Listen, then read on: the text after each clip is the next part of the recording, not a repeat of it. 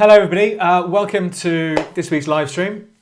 Just to explain how these work, if you've never attended one before, I normally do them every Friday at 2:30 UK time. We'll have a quick look about major news announcements for next week. We'll also then jump onto the charts, look at the major markets, stock indices, a couple of currencies, oil, gold, Bitcoin, and then if there's any stuff you want looking at, put it in the questions, in the chat, on YouTube, and I'll go through those after, and we'll have a look at some of the stuff you want looking at. And if there's any stuff to trade, as usual, I do have a live trading account completely dedicated to our YouTube trades. There's a few in there at the moment. I think did natural gas last week. That's done all right. It's rolled over, so I realised the profit of £113 on that, and I've got a running profit of $117 on the new rolled over position. So that's done well from last week. The Canadian chuff, Canadian dollar, Swiss franc short, that's this chart here. That's done well from, we did it up here somewhere. I think it was the end of June. So that's done all right. So as usual, any trades, we'll look to, if there's anything that looks interesting, we'll try and do at least a couple of trades in real time as we go through. Right, let's get the what's it out of the way, the housekeeping. This presentation is only for educational purposes. It does not contain and should not be construed as containing investment advice or an investment recommendation or an offer of or solicitation for a transaction in any financial instrument. David Jones accepts no responsibility for any use that may be made of these comments and for any consequences that result. You should consider whether you understand how spread bets, CFDs, futures, foreign exchange work, and whether you can afford to take the high risk of losing your money. Trading is risky. Okay, I'll talk about some of my trades in a second. I found it a frustrating week this week. I'll talk about why. I've missed a good trade in dollar yen, and I got taken out of a couple of trades a bit earlier than I would have liked, but we'll talk about that as it goes on. Unfortunately, that's the reality of trading. Not every week is a knock it out the park week. But let's have a look at some of the big things to watch next week. I mean, there's really obvious one big thing next week is Wednesday. Wednesday evening, my time in the UK. I think, is it 7 p.m. UK time? I can never remember if it's 6 or 7 p.m. The US rate decision. So we know that inflation has been on the decline, particularly in the US. I think it hit a 12-month low the other week, or maybe even more. But interest rates and inflation, I think, is still very much in focus.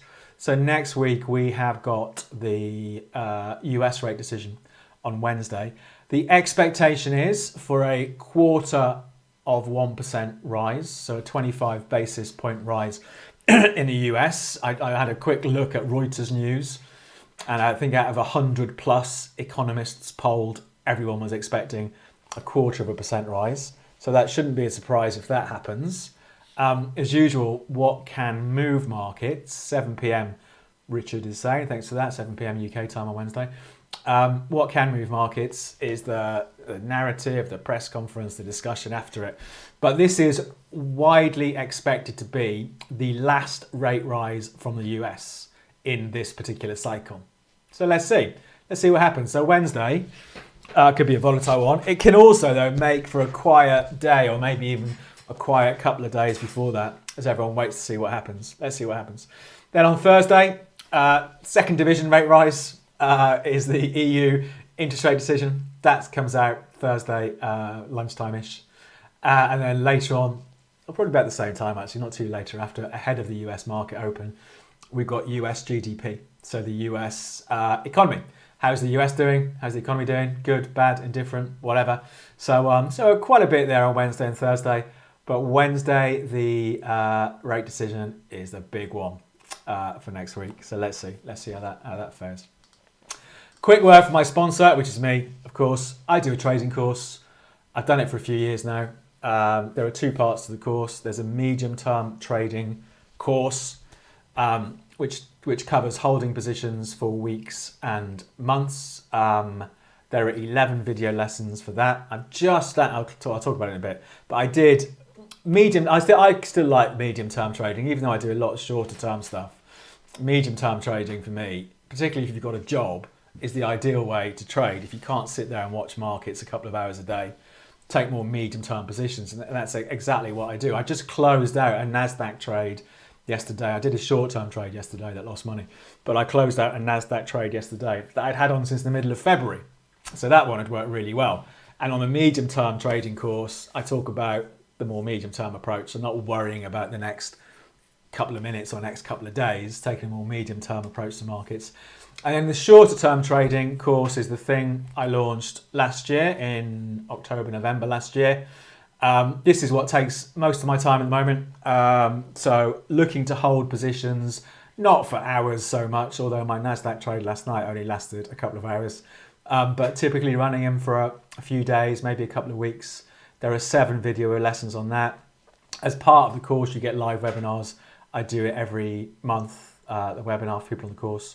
And there's a WhatsApp group as well as part of the course where every day I update what I'm looking at in markets, what trades I've got running, answer any questions, all that sort of stuff. So that's the trading course. I've talked about this before. Back in when I launched the short-term course last year, I took the decision to trade sort of openly for 3 months from November to January. If you go back and look at some of the YouTube videos, November, December, January, you'll see me talking about the progress of this. So I opened an account with £4,000. By the end of January, the account was up 2,194 in closed trades. So it made over 50% return over those 3 months, which I thought was much better than I thought it was going to be. I was fairly confident I'd be profitable over the few months, but it was much better than I expected. So you can see more about that on my website. I'm doing it again at the moment. I've talked about this before. I've got the account we use for the YouTube stuff, which is in profit, real money account. I've also got another account that I'm doing this publicly traded thing on. It's been running since May. So we're nearly at the end of it. We've got another week left. I put £5,000 in the account in May. These are the stats so far. So far, I've done 45 trades, or 45 closed trades, I should say. Closed profit is 3.5 grand. So it's up, 3,526. In closed profit, I've got 380 in open profit. So at the moment, it's made 3,906 divided by 5 grand. That was the opening balance. It's up 78%. It was up 88% earlier this week. I have given back some profit this week. So it's up 78% over the last nearly 3 months. There's the P&L down there. So close some losing trades in the beginning. Then bang, bang, bang. That's what the P&L looks like. Biggest winner. It's quite interesting I talked about this in the WhatsApp group this week. What makes a difference, I think, to most people's trading, and I am no exception, the occasional big winner. The risk per trade I've done on this account is £200 risk per trade. These are the 3 biggest winning trades since May. There was a NASDAQ trade in May, closed 30th of May, made £877, so 4.5 times the risk nearly. There was a Swiss yen trade in June that made 822, so 4 times the risk. And so far in July, I haven't had the massive winners in July, but there's another NASDAQ trade in July that made just over 2.5 times the risk. And it's these sort of trades that make such a difference. It's another reason, I know I talk about it a lot, why most people are losing traders. They don't have the patience to let a profit develop. They're too nervous about seeing their profit getting taken away. Anyway, that's a whole other story. So that's the performance. These are the numbers. So the account's up. That number's wrong. It's not up 38%. It's up 78%. The win rate is 60%. So 6 out of 10 trades have been profitable since beginning of May. My historical win rate going back over 5 years is 58%. So it's about right. The risk reward 1.31. That could be better. It's not. It's all right. It's okay. So if I lose 100 quid when I'm wrong, I make on average 130 quid when I'm right. So that's that. And the reason I do that, as I've said it before, I think most trading courses are a scam. They're run by people who don't know what they're talking about, who don't do it, and who aren't profitable if they do it. But I do that to show you that I do actually know what I'm talking about. I'll talk about the WhatsApp group briefly. I've opened up this WhatsApp group to people who aren't on the course. So it used to be for the first 5 months only for people who've done the course. So now it is open to people who haven't done the course. So if you want to join the WhatsApp group, you can. There's a daily update from me. There's markets I'm watching, trades I'm running, what I think about it, and a Q&A. Lots of questions throughout the day that I'm quite happy to answer. I don't have all the answers, but I do have a lot of experience. If you'd like to sign up to the WhatsApp group, it's normally £50 a month. You get the first month at a 20% discount if you want to try it. It's on a month-by-month basis. Go to my website, which I'll show you in a minute, and go to the subscriptions page. And when you're signing up, if you put in the code YouTube, you get 20% discount. So there's the website, davidjonestrading.co.uk. Performance is more about my performance. Courses, the various courses you can do. For the WhatsApp group, go to subscribe, scroll down. There's the WhatsApp group. You can sign up in there. And if you use the code YouTube, you get a 20% off the first month coupon code thing in there. Hopefully very straightforward.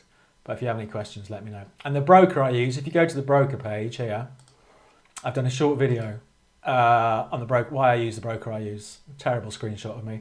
But there you go, watch the video and you can go and try the broker out free of charge. Obviously you've got to put some money if you want to trade. But there we go, that's that. That's all that stuff done. So that's what the WhatsApp group looks like, typical blurb from me in the morning. This is what I'm thinking about, this is what I'm doing, these are the trades I've got open, and here's a chart of the day. What was today's chart of the day? Heating oil. We might have a look at that. So there you go. I've got 5-star Trustpilot reviews. I do a newsletter every weekend when I remember. If you go to the website, this is free of charge, that, and put your email address in. I think it's on the first page. There you go. You can put your email address in and you get a newsletter, normally on a Sunday. And there's the website. Okay, that's all that stuff done. So do it. Sign up for the WhatsApp group. It's 40 quid for the first month. It's not even a cappuccino a day. Why wouldn't you do it? Let's take a look at these markets then. Let's start off. I came into this week, one of the reasons I'm annoyed at myself this week, I came into this week, there were two markets. I mean, everything is interesting, but there were two markets I thought in particular were going to be interesting. Oil and dollar. And I was looking for a reversal in the US dollar. I am currently long oil, and this is the second trade I did on it this week, and it's been all right. But I did miss, there was a really good setup in dollar yen on Tuesday. I would have been a buyer at about 138.70, and here we are, 300 points higher almost, and I missed it. So I'm a bit annoyed myself. The two things I had to focus on this week, I only managed to focus on one of them. But anyway, let's take a look at these. I think I think the dollar going into next week, particularly with this US rate decision, is really interesting. But anyway, let's come to that in a second. Let's have a look at the Nasdaq. So we'll look at stock markets first. We'll start off with the Nasdaq, and then we'll look at the S&P. Oh, I always pick the wrong trend line. We'll look at the S&P and we'll look at the Nikkei is interesting at the moment. So let's have a look at all of that. So Nasdaq, blah blah blah. Trend is up. Okay. So the Nasdaq. What's the Nasdaq up this year? So since the end of, what was it? About 11,000 at the end of 2022, and here we are at 15.5. So that's 4,500, about 30 something percent, 40 something percent actually, isn't it? So 40 odd percent, something like that. It was only 2 days ago the Nasdaq hit a fresh high for this recovery. So I am absolutely by the dips on the Nasdaq. For me, really strong trend. The trend accelerated from here, and this is where we are. So this is another interesting market for the rest of today and into next week. I wouldn't do a trade on it today, but I am absolutely by the dips. There's a lot of scope for a sell-off. This market has accelerated a lot since April. So, perhaps if you're more cautious, you'd want to wait for a deeper sell-off. The risk is, of course, I've done this lots of times, you wait for a deeper sell-off, the deeper sell-off never comes.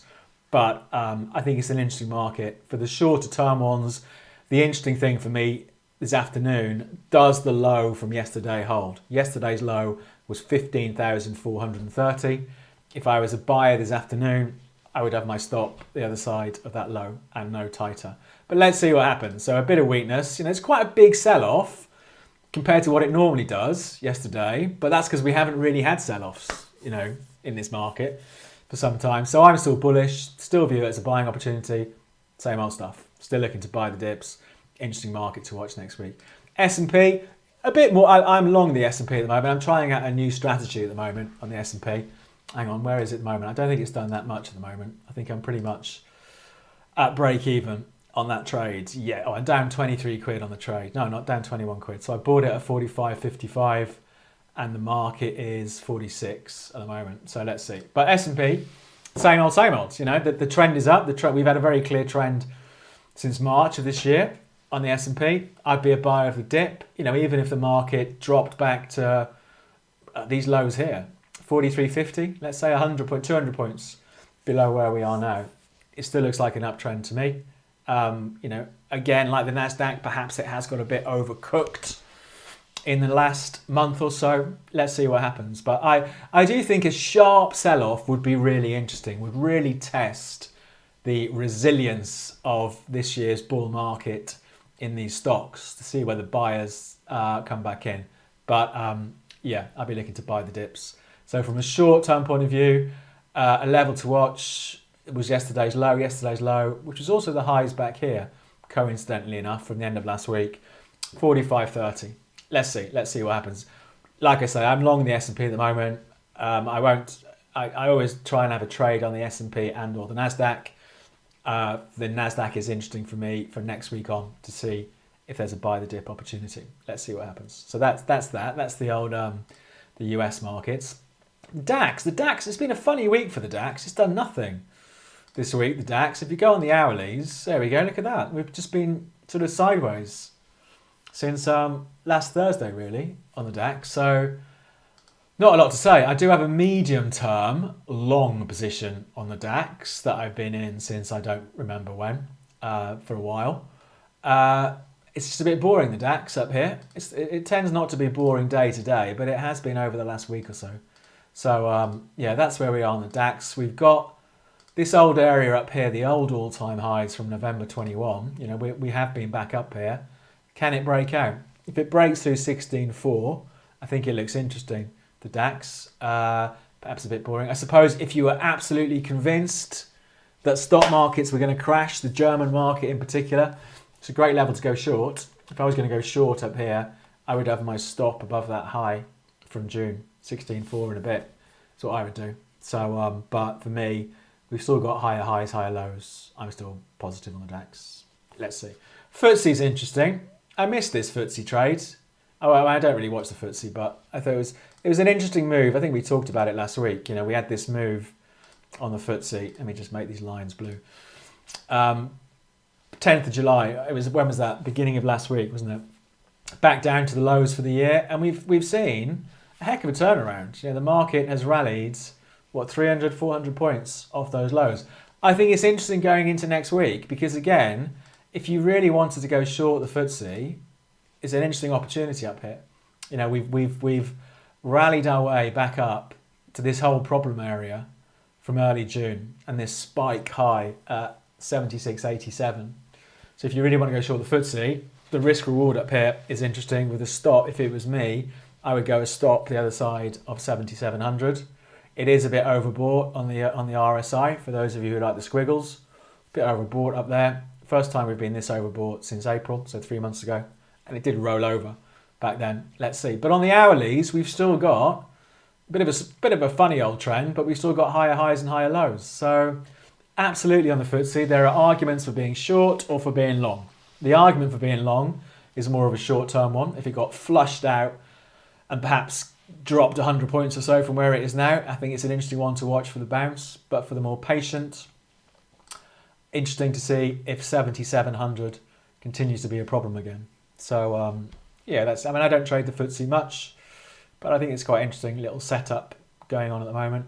If you look at the Nikkei, this is interesting as well. I would absolutely be a buyer of the Nikkei. I mean, I think I said last time round, because I don't normally watch the Nikkei. So I've not done any of this move. But I think it's interesting. You know, we had the run in the Japanese market off the lows in March up here, and we've come back and we're sort of holding above the trend line, this trend line that's going on. So if I was a buyer today, the closest I would have my stop would be the other side of a week last Wednesday's low. I'd probably go below here though, below 31.4. So I think that's an interesting market to watch. You know, obvious trend there. So quite a lot going on. I think, you know, for me, I tend to focus on the US markets. So, NASDAQ and the old S&P next week, see what happens. But, Nikkei and the FTSE, interesting as well. Let's see where it goes. Right, let's look at these currency markets then. Let's start with the dollar index. This is a frustrating market for me this week, more dollar yen than the dollar index. What was interesting, if we wind the clock back a bit, if we go back to last Thursday. So we've had, for much of this year, we've had this sideways range in the dollar index.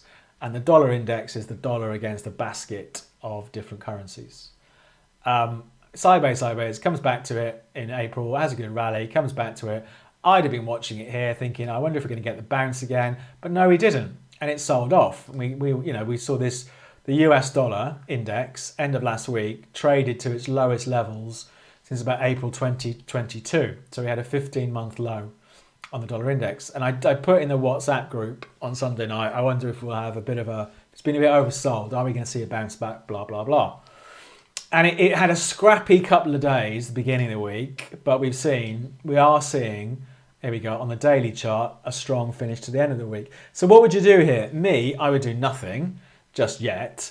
What will be interesting is this just a bit of a dead cat bounce for the US dollar index and bang, down we go again and take out those old lows? Or actually, is the move last week an oversold move and it overreacted? Excuse me. So for me, the test here is to wait for, and again, I shall employ my artistic abilities, wait for the little squiggle down and do we get the bounce? So that for me is perhaps the trade I'm looking for. A sell-off next week. Where do the buyers come back in? That could be an interesting trade.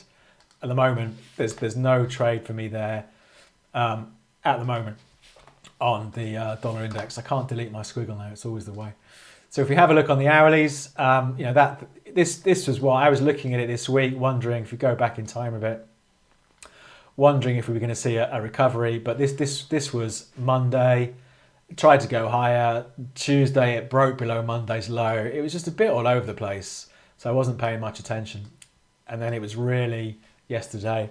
It got a move on, and again today on the hourly chart. So let's see what happens. So blah blah blah. Let's see what happens with that. Dollar yen. So that's the trade I missed this week. I do have a medium-term trade on dollar yen from about March. I think I'm long dollar yen from March on the medium-term approach. And if I wind the clock back, or maybe it's April, I don't know. It looks like that. That's why I bought in, because that was the January move, then into February, then into March. I bought wherever it was.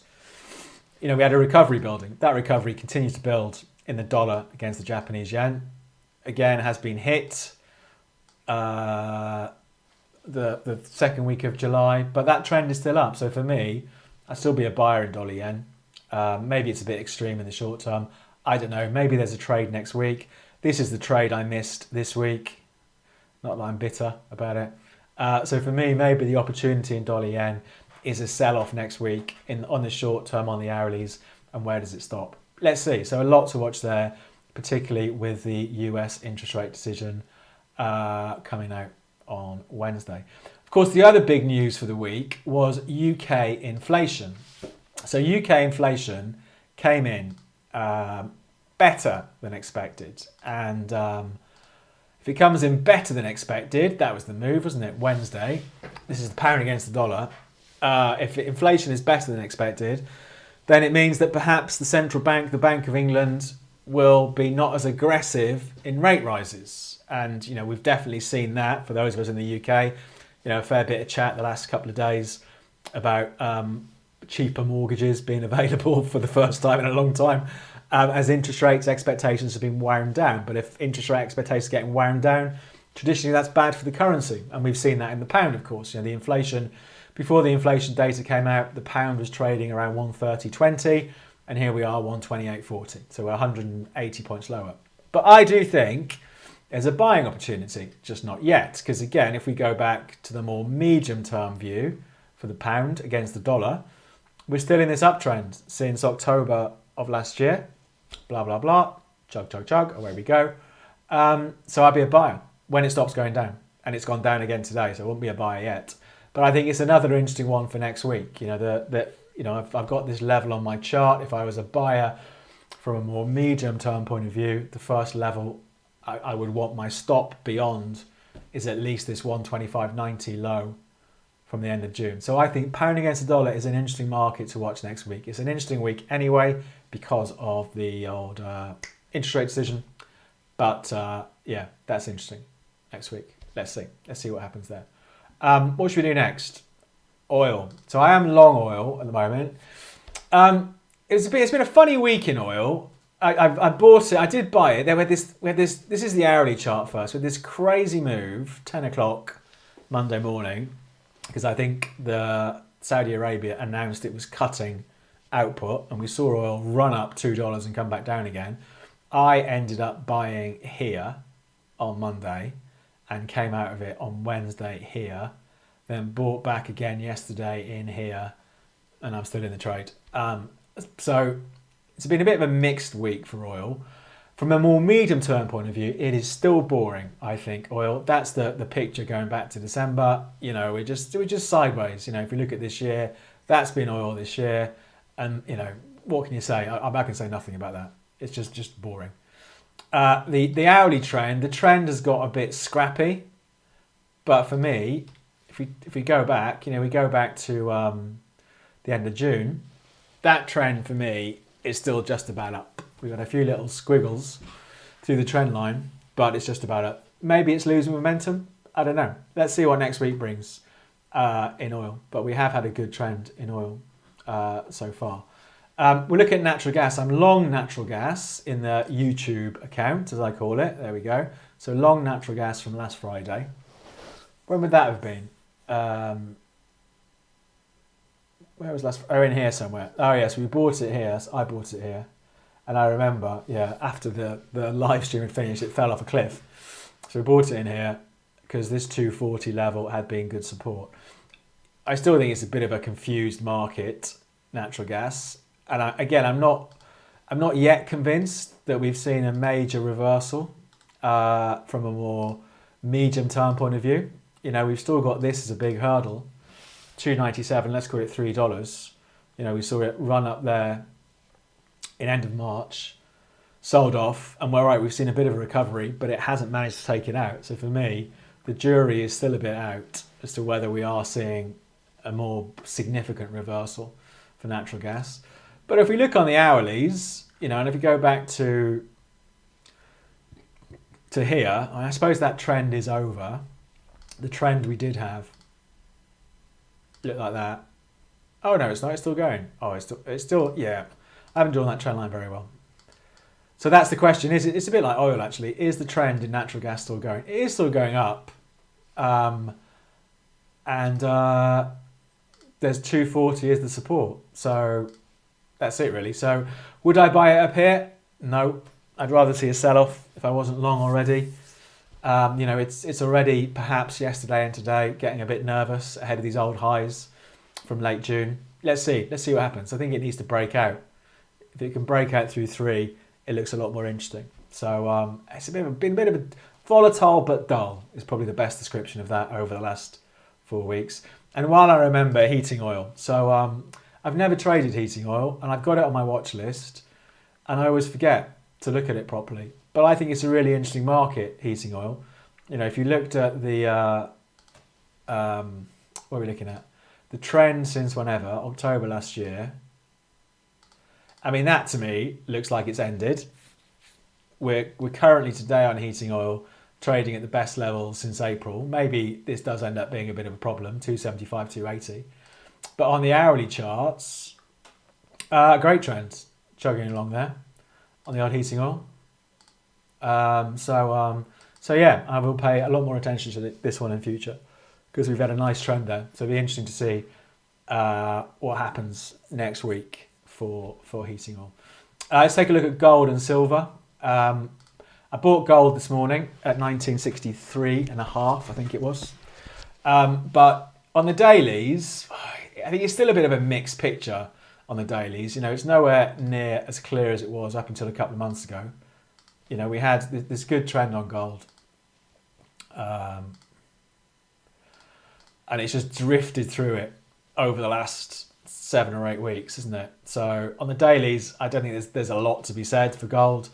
I bought it on the hourlies because on the hourlies we have had since the 6th of July our little trend chugging along, and here we are on the trend line. It did make a new high just yesterday for the recovery in that trend. So let's see. So I've got my stop down at 1940 on that trade. So let's see what happens. So my bet here is that we're going to get a run back up to 1990 before it goes to 1940. That's the bet basically on the trade. Let's see. Let's see what happens. It's a couple of dollars against me at the moment. See what happens there. Silver, the trade I missed 2 weeks ago. Not that I'm still bitter about that one at 23. I mean, there's an argument for being a buyer of silver. You know, if we have a look on the dailies, actually on the dailies, you'd probably want to perhaps be a bit more patient, wouldn't you, on the daily charts? Perhaps see if there's a sell-off. I don't know. Do we get a sell-off? If it gets knocked back to 23, it looks interesting. I mean, on the dailies, we did have this gradual trend this week, chugging higher.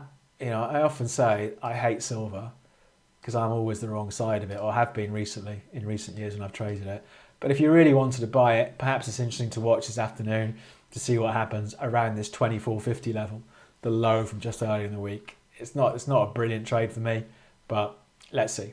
Let's see what happens. Right, so we've done the gold, silver. I'll tell you, copper. I saw copper briefly in the comments there. Let's talk about copper because I'm long copper. This has been another frustrating market this week for me. I bought copper this week. Where did I buy it? I think it was there. Something like that. 380 on Wednesday or Tuesday, whenever it was. And it sold off, fair enough. And then it raced away yesterday. This has almost been the story of my week. It raced away. And I thought, oh, here we go. We're going to have a good move on copper now. And bang, it's come all the way back to where it was. I think it's interesting though, you know, again, if we strip it down to its basics, you know, I'm still long copper. I'm still in the trade. You know, the trend is still up. So for me, if it's going to turn around, it should start turning around again fairly soon. Obviously, so much of it is to do with the US dollar. The closest I would have my stop is the other side of 377. It's actually wider than that. I think mine is down at 370 or something like that. So that's an interesting market to watch next week. You know, if we look on the dailies, you know, we do have this recovery that's been chugging on copper since May. But you could also argue, I think that the trend since whenever it is, Jan, is still down. So we have these converging trends on the price of copper. So yeah, so I'm long. Let's see what happens with that next week. And that's it really. I think that's the stuff I want to look at. I think we've done all the stuff. Oh, Bitcoin. Let's have a look at Bitcoin. Did that do anything this week? No, not very much at all. The trend is still up on Bitcoin. I'd buy the dip. I wouldn't buy it up here. And it's just been a bit of a boring month actually, hasn't it? If it gets knocked back, I think it looks interesting. Trend is still up, needs to break 32.5. Let's see what happens. So look at Ripple. I remember someone mentioned Ripple or XRP last time around, didn't they? What did that do? Oh, it did that. It sold off, then it did have another go again. I'd still go short. Not that I would because I don't trade it, but let's see. So interesting markets next week. I mean, there's loads next week, I think. But for me, NASDAQ. Oh, NASDAQ's come off a bit. NASDAQ and S&P. Where do these pullbacks stop? Or is it the start of the next great big bear market that lots of people have been waiting for the past, I don't know, 10 months? Let's see. My money is on it being a buying opportunity. But they've got to stop sliding first. Let's see what happens. So stock market's interesting for the rest of the day and into next week. The dollar yen in particular for me for next week because we've got an interest rate announcement, but also pound against the dollar because it's been knocked this week by the inflation number. So, you know, I've been looking to see if the pound strength comes back in next week. So really interesting markets to watch next week. Oh, the Japan, let's not forget about the Japanese stock market index as well and the FTSE. because we're up near this problem area. So as ever, there's always something, isn't there? Even when the week starts and I think, oh God, this is going to be a dull week, there's always something that pops up during the week. But next week, I think everyone will be focused on that that Wednesday interest rate announcement. So let's see what it looks like. So as usual, to find out more about the stuff I do, go to the website, davidjonestrading.co.uk. Sign up for the WhatsApp course, use the WhatsApp group, use the code YouTube for 20% off the first month and see what you think. I think to sign up for it, I think you've got to create like a profile on the website so it knows who you are and then sign up. Then when you sign up, I get an email. Then I email you and ask you for your number to be added to the WhatsApp group. I'm sure I should be able to, should automate that a bit better, but that's how it works. So go to the website and find out more about that. All the links are in the description to this video. Right, let's get into it then. Let's see what you want looking at. Let's have a look. Can you have a look at the FTSE 250? I'm intrigued by the sudden move higher the other day. Do you know what? I can never find the FTSE 250 on this, on TradingView. So I did, because I noticed that question came in earlier. Here's something I prepared earlier. So I looked at it on a different platform. So I'm guessing you mean the big move, big-ish move here on the 19th of July. Yeah, which, I don't know. I've got no idea what that was. Did the FTSE have a big move on the 19th of July? Yes. What happened on the 19th of July? Inflation was on Tuesday, wasn't it?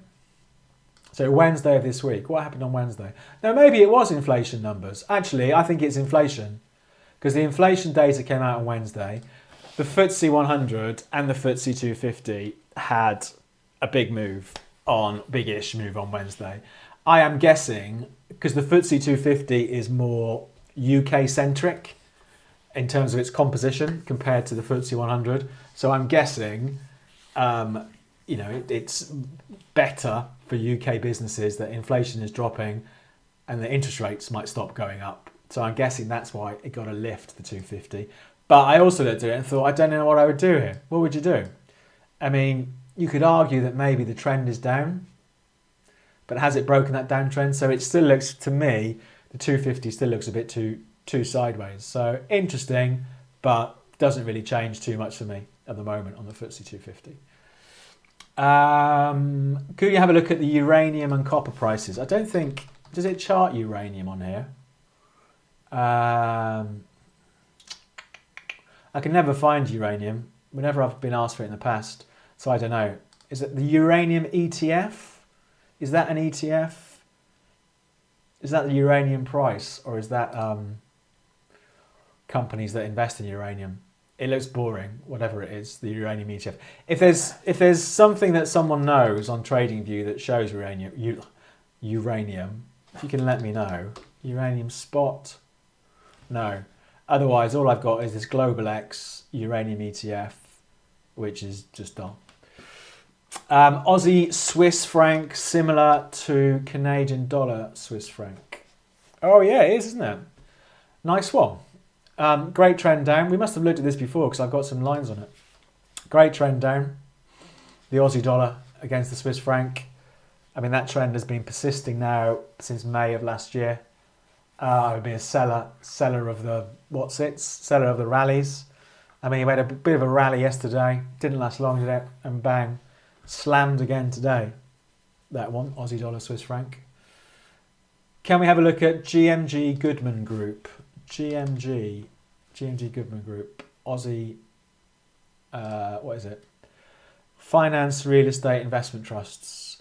I would be a buyer rather than a seller. It looks a little bit quiet, I would say, but I would be a buyer. The trend is up, isn't it? We've just about. The trend is chugging away. I'd rather buy a dip, and that's about it. It's been a bit, if you looked at it sort of there, since this year, Feb, it's been a bit sideways, isn't it? But I'd rather buy a dip. So it'd be interesting if you get a bit of a shakeout and it got knocked back more towards 19. Can we look at SGP Stockland? SGP, is that Singapore something? Stockland. Haven't got it for some reason. So it's not coming up, that one. Can we have a look at Roblox, the old kids thing, isn't it? Something to do with kids. Toys. It just looks dull to me. It's in the middle of the range, isn't it? What would you do? Middle of the range. Nothing too exciting there. Buy the dip and sell the strength on that one. Unity. Which Unity? There are lots of Unity. Unity software. Should we go with that one? I would probably be a buy. I mean, you could make the argument, couldn't you, that it was breaking out. So let's say you're a buyer. Maybe should we do this trade? I don't know how this company is, but let's say we do it based on a breakout. What would you do here on Unity software? So it's interesting that this 42 was a problem back in December. It was a problem back in mid-Feb. It was a problem in June, but it is clawing its way through it. So I quite like that as a little breakout setup. So if I was a buyer at 44.88, where's my stop going to go? I'm going to go 30. I would want it at least at 38, maybe a bit wider, because it's pretty choppy stock, isn't it? Let's go 35. Let's make sure first of all it is actually covered. I can actually trade it. Maybe it's Unity software. Here we go. Buy them. I'm going to buy them. Maybe it's too much risk. Hang on. What did I say for the stop? 35. 35 stop. Oh no, that's all right. All right, so we're going to buy them at 44.87 with the stop at 35. So basically the bet here is that it's going to continue breaking higher from here. But if it drops back to 35, it looks like a failed breakout. Let's do it. Let's do the trade. Place the trades. Done. There we go. Let's see how that does over the next couple of weeks or so. So we bought it at 44.87. Okay. Right. So that's that looks interesting-ish. Maybe the start of a new trend. Maybe a failed breakout. Let's see what happens. And AMD, Advanced Micro Devices. What would you do? I would buy. I'd rather buy the dip. I think, to be honest, if I was a buyer now, because we had this gap up, I'm guessing it wasn't even on earnings. So we had a little gap up in May, and it faffed around and it's come back. If I was a buyer now, I would put a stop the other side of 105. But I suppose that is a trade, isn't it? But I'd rather wait and see if there's a bit more of a sell-off, to be honest. Do you cover NASDAQ shares? I've followed you since your IG days in the Waterloo offices. Yeah, a long time ago, 2007. I do have some NASDAQ trades running at the moment on individual shares. I'm going to bring them up. I don't talk about them in the WhatsApp group. I do now and again. When I remember to do a trade, I do them now and again. Let me find some of the trades I've got running at the moment. So the last trade I put on is Cognizant Technologies. There you go. That's a NASDAQ trade. So I'm in that. Not quite sure why I bought that. I think I was betting on a reversal maybe. So I bought that the 15th of June. Let me find a big winner. Old Dominion Freight. 18th of May. Old Dominion Freight. So I'm in that stock. Just a trender. So I do look at them now and again. But yeah, not every day. Sterling yen. It's been an interesting week, hasn't it? That move yesterday, didn't it? Sterling yen. So sterling yen. I mean, based on the dailies, I would be a buyer. The trend is up. All right, it's had a little wiggle over the last couple of days, but I would be a buyer of sterling yen. If I was a buyer today, the closest I would have my stop loss, the other side of that low, I'd probably have it wider than that. That low is 179.50. If we have a look on the hourlies, I mean, it's been a bit, until today, it was a bit all over the place this week. We did have this low as a reference point in here and it's rocketed. So I wouldn't buy it today, personally, for my style of trading. But I think it's an interesting market next week if we saw it under a bit of pressure. Sterling yen does the old low around wherever, a hold. 179.45. So it is interesting.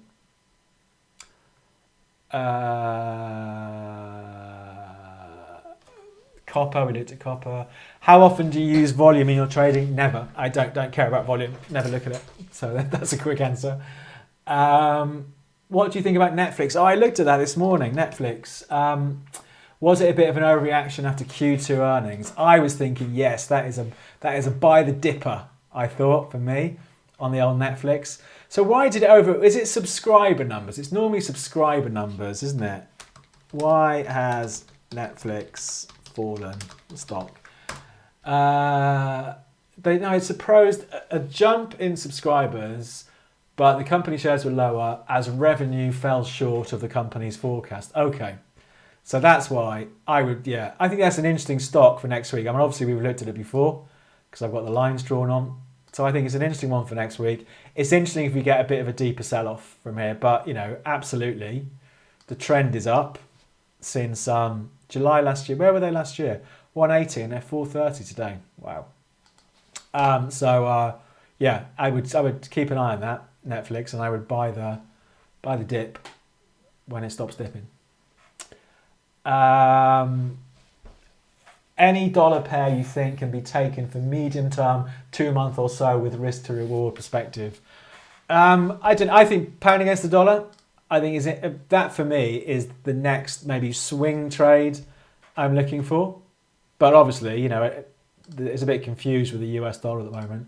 I mean, and there are opportunities out there. Maybe today or now is not the best time to be looking. But like back here, you know, when I did my dollar yen trade I'm in, that I've been in for about 3 or 4 months now, you know, there are definite opportunities. I think it's a bit confused at the moment with what's going on. So I think it's a hard one to call that.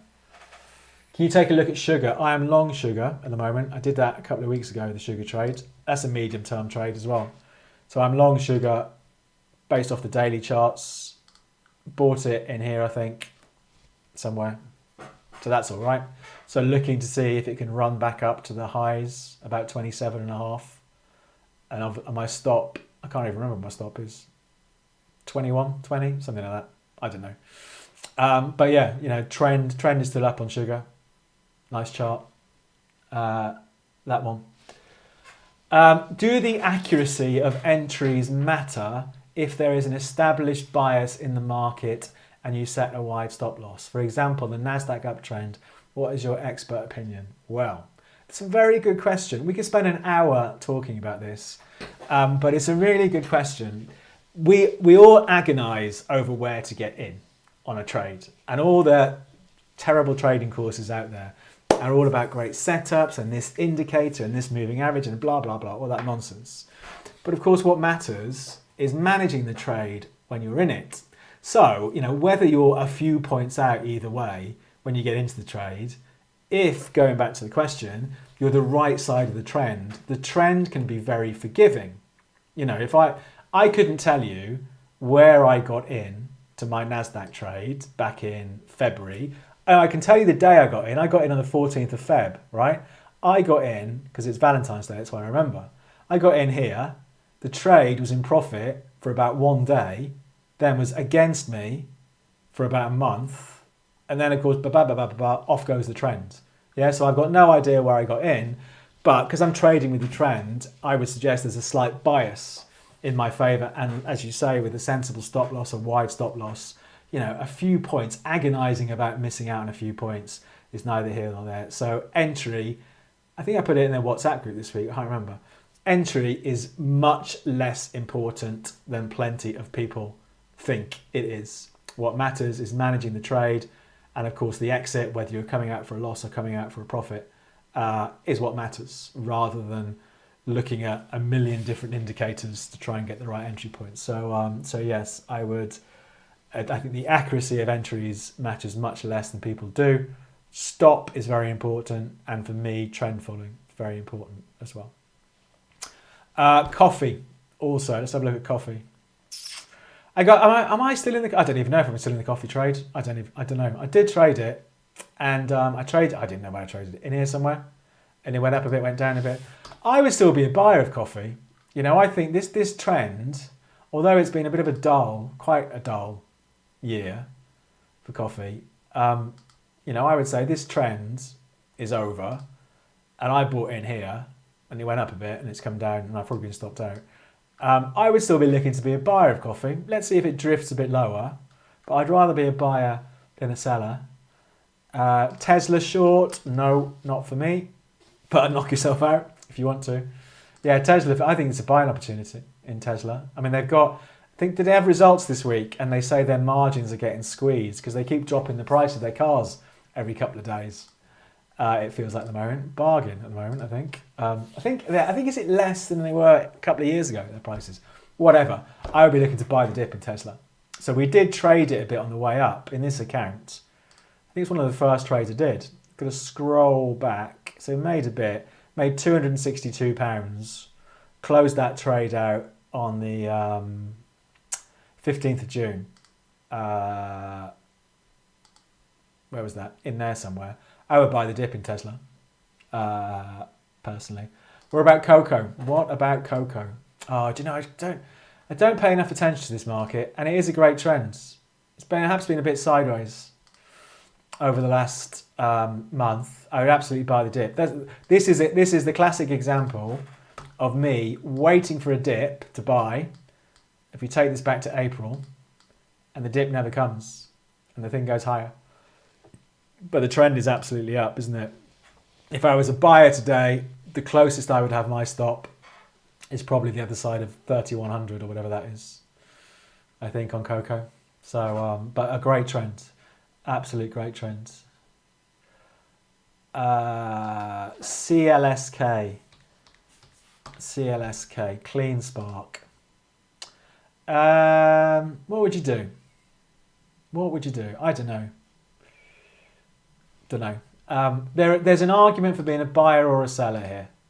I think you could take the view that, okay, it's had a little run. Oh, that's a dreadful downtrend, isn't it? Look at that. Is this a Bitcoin miner, do you say? We're 150 in September 2018, $6 today. Crazy. You could take the view the downtrend is over. That would be one view to take. And then we've had this recovery that's been chugging along since March. So you want to be a buyer. So that's absolutely one view to take. Although I'd never like, as I often say, I don't like these bombed out stupid stocks. So the fact it's gone from 150 to 6 would put me off in the first place. But anyway, but so you could say, okay, I'm going to be a buyer because it's been recovering this year. So that's absolutely one trade to do. I'm going to buy the dip. I'm going to wait for a bigger dip. Or you could also take the view, well, this move through the $7 level is a false breakout, and I'm going to go short. And if I was watching it, I would have gone short if I wanted to, about 680 with a stop above 750, let's say at 8. So for me, there are arguments in both directions. You know, it's not one for me anyway. It'd be interesting to see what happens if it sells off back down to $5, $4.50. See what happens. Euro Aussie dollar. Let's have a look. It's a bit boring, isn't it? Bit boring, but trend still up, that one. So, you know, if we took it out, what would you do? I don't know. I don't know. So we've gone a bit sideways since May. Again, there are a couple of ways of playing this. If you thought the trend was still up, then I would wait for a sell-off and be a buyer. If you thought that actually the euro was running out of steam against the dollar, then I would sell short and put a stop up above 6,800 up here. So it's one of these ones. There are so many markets to look at. It's one of these ones. If I looked at it during the day, I would flick on to the next market because there's nothing there for me at the moment. So it's a bit of a mixed bag, that one. I don't know. I really don't know what I would do with that one. So yeah, let's come back to it next week and see what it looks like. Can we have a look at, I can't pronounce that, Dassault Aviation. Is it that one? What's going on there? Hang on. Dassault. BMV. Oh, it's probably that one. Hang on. Is it that one? Dassault Aviation. There we go. That looks better, doesn't it? That's a good trend, isn't it? Good trend over time.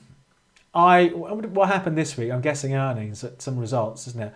I would be looking to be a buyer personally. It's been a bit, again, if we looked at it over the last couple of months, 3 or 4 months, it's been a bit sideways, hasn't it? But I'd be watching it next week. Is this sell-off going to stop we've got good support at 158 what euros, I'm guessing, yeah, euros, isn't it? 158 euros. So I'll be looking to see, is there going to be a buying opportunity? So a bit sideways overall, but maybe the move gets overdone and it has another look at 180 or something like that. So let's see. ASML Holdings, New York. What do they do? Semiconductors. I would buy the dip in that one. Let's have a look. Did they had earnings out as well? Let's have a look. Maybe. I wonder if there's a trade there. Should we do a trade? Let's do a trade. So maybe they're too big to have a sensible stop on. $6.92 a share. So we've had these earnings come out. What's going on in the earnings? Let's have a look. Standardized. Okay, nothing shocking. What's that little thing? Oh, is it an AI stock? Oh, anyway, whatever. I would take the view, the trend since October is up, so I want to be a buyer. As usual, if I'm a buyer, the only question is, and it's a big question, where does my stop go? Let's say the other side is 660. Let's say, I don't know, 645. So I'm going to buy it. I'm going to take the view, right, it has fallen through the trend line, but so what? That's how things are in the real world. The trend is still up. It was only last Thursday we saw a new high for this recovery trend. So let's be a buyer with a stopper. I've already forgotten where I said 630 or whatever. Let's see. ASML. ASML Holdings. Want to buy them. Got to buy 1.5. Oh, that's the wrong one. Hang on. Why is that coming up? That's different, isn't it? That's not the same stock, is it? ASML Holdings NV. This is the one. Okay. Right. Buy it. Stop loss at, did I say 630? 630 stop. Okay, let's buy 2 then. So buy 2. And our risk is 123. So I think that's quite interesting. Whether this is an overreaction to what's going on. Let me make sure I'm trading the right stock. Hold on. So ASML Holding NV. Oh, there's the Euronext stock. All right, they're both the same. Okay, let's do it. Bang. There we go. Let's see how that one works out over the next couple of weeks or so. But I think it's an interesting one. You know, the trend, no market moves in a straight line. Higher highs, higher lows. Let's see if the move is overdone.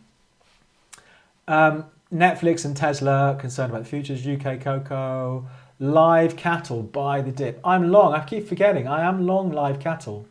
I've been long forever. I think I've been long since February. Long the cows. Look at that. See, that's where we should have all have put our money a year ago, into cows. Beef burgers are never going out of fashion. Yeah, live cattle, buy the dip. This is another one. I've been looking to try and add to the position. I think since May, waiting for a dip, and a dip hasn't come. But yeah, that is absolutely a buy the dip market for me, live cattle. I've got no idea what it is. I mean, clearly it's the price of cows, I suppose, in the US.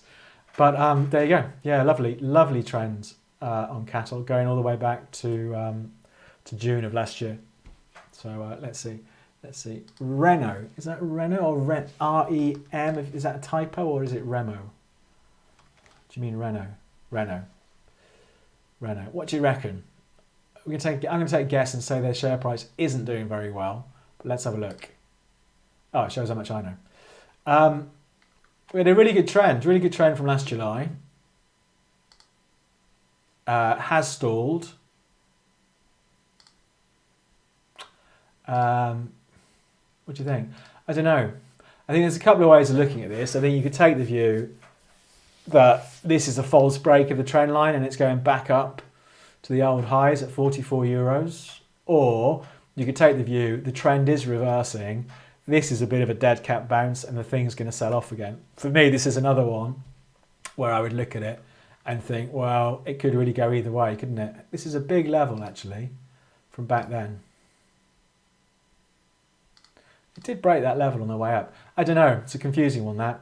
So I'd probably flick off that one and have a look at something else. And that's it, I think, isn't it? We're done, aren't we? I think we are all done, if there's no more questions. So there's a lot to watch next week. These stock markets, let's see what's going on with these markets, this NASDAQ. Having a little look at yesterday's low. That'd be interesting, I think. Interesting rest of the day.